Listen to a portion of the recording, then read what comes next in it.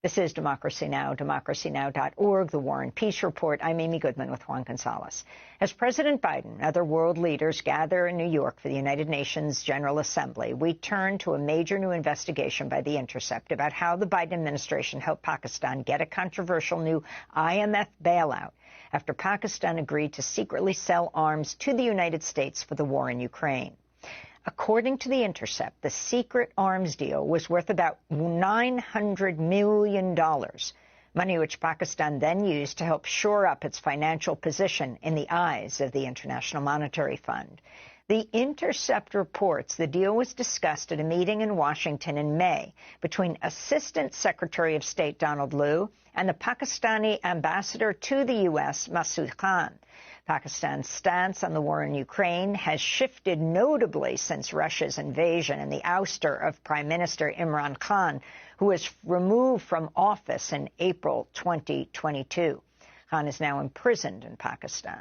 In August, The Intercept revealed the existence of a classified Pakistani cable that outlined how the U.S. State Department had encouraged the Pakistani government to remove Khan from office in March 2022, just weeks after Russia had invaded Ukraine.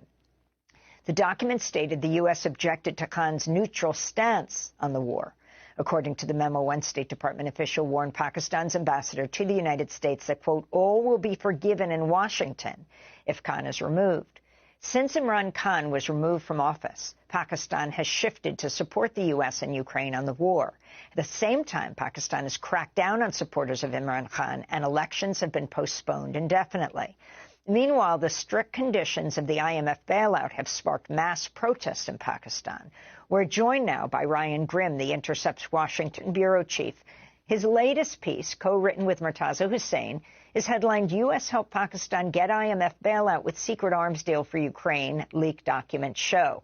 So elaborate on this, Ryan Grim. Talk about the significance of the arms deal and Pakistan's changing position on the Ukraine war. In fact, it happened to be that Imran Khan was visiting with President Putin the day Russia invaded Ukraine. Right, on top of Khan's neutrality, because Imran Khan had tried to play a balancing role between the United States, Russia, and China generally. On top of that, he happened coincidentally to be in Russia on the day of the invasion for a long-planned bilateral agreement. And that absolutely, infuriated Washington.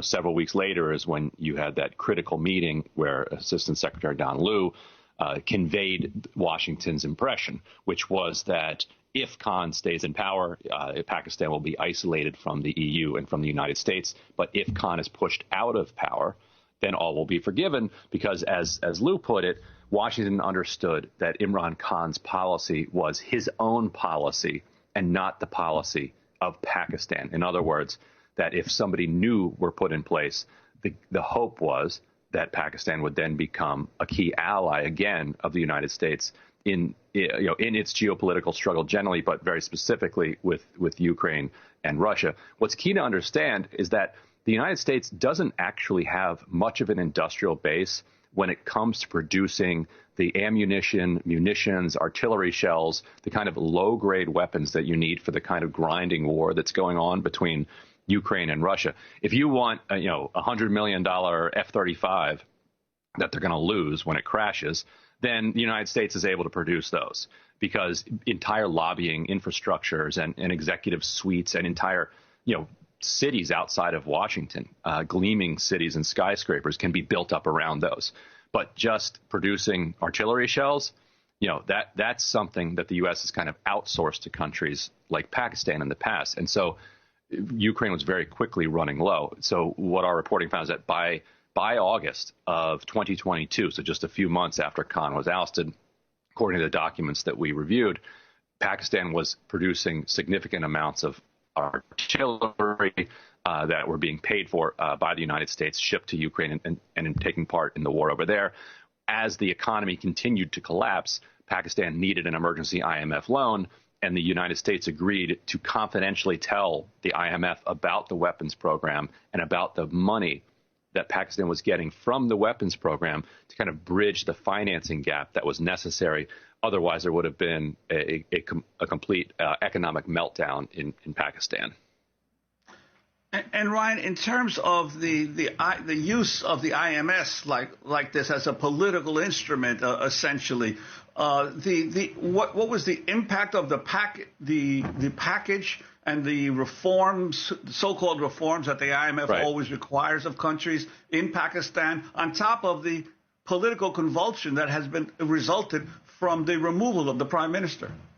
Right. As you know, these reforms always come at a price to regular people in the country, these kinds of structural adjustments that are insisted on by the IMF. And because of that, the IMF always insists that it negotiate with an elected government that has a mandate from the people. Now, mandate can be broadly defined because often it's very directly going in the face of what the will of the people of that particular country is. But at least they want an elected government in place that they can kind of pin these reforms on.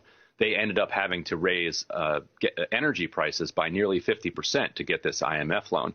And so the government that followed Imran Khan was able to strike that deal before it turned over to a caretaker government.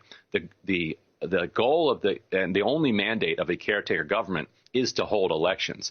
But because this massive IMF deal was in place, Pakistan can now kind of run on cruise control for a while. And so that is the financing that has then allowed them to postpone the elections, and not just postpone the elections, but deepen this very brutal crackdown with thousands of supporters of Imran Khan getting rounded up, Imran Khan himself in prison, Imran Khan's deputies in prison.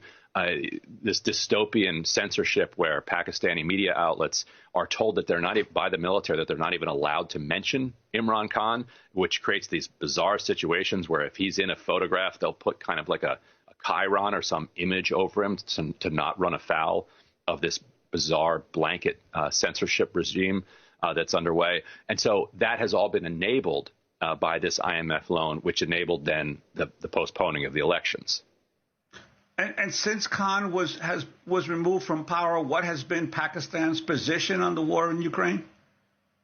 Interestingly, the Foreign Office yesterday, in response to our story, flat out denied that they're providing any weapons for the war in Ukraine.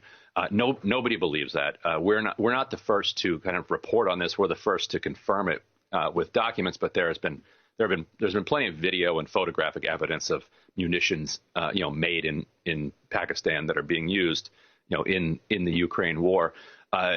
So publicly, they're still proclaiming some sort of neutrality, but you have had comments from the military leadership that have been hostile towards Russian invasion and have kind of satisfied the United States requirement. And the fact that they're operating this multi-$100 million, it's over $1 billion by now because our data stopped last summer. The production of the munitions for the war effort makes it clear that after Khan was removed, Pakistan became a reliable ally of the United States in this war. Before we move on to the showdown on Capitol Hill around the government shutdown, I wanted to ask you about the person you interviewed, Arif Rafiq, Ryan, who said Pakistani democracy may ultimately be a casualty of Ukraine's counteroffensive. So why would the U.S. and its allies go to such lengths for Pakistan's allegiance to on Ukraine? Yeah, as you've covered on this show for so long, when the United States has a primary foreign policy objective, in particular when it's a war, everything else falls away.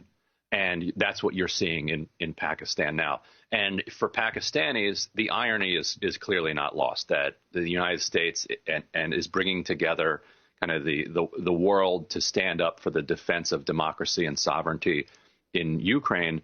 Meanwhile, quite deliberately and openly sacrificing democracy in a country of 230 million people in Pakistan.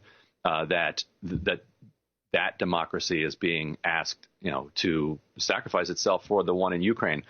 And so it's also caught up in the geopolitics of Pakistan's, shifting relationships with Russia, with China, and with the Gulf countries, which obviously don't even pretend to be, champions of democracy. So now pretty much everyone involved with Pakistan now is no longer, pushing for any defense of civil society or human rights within the borders, though perhaps the protests and the pressure that's coming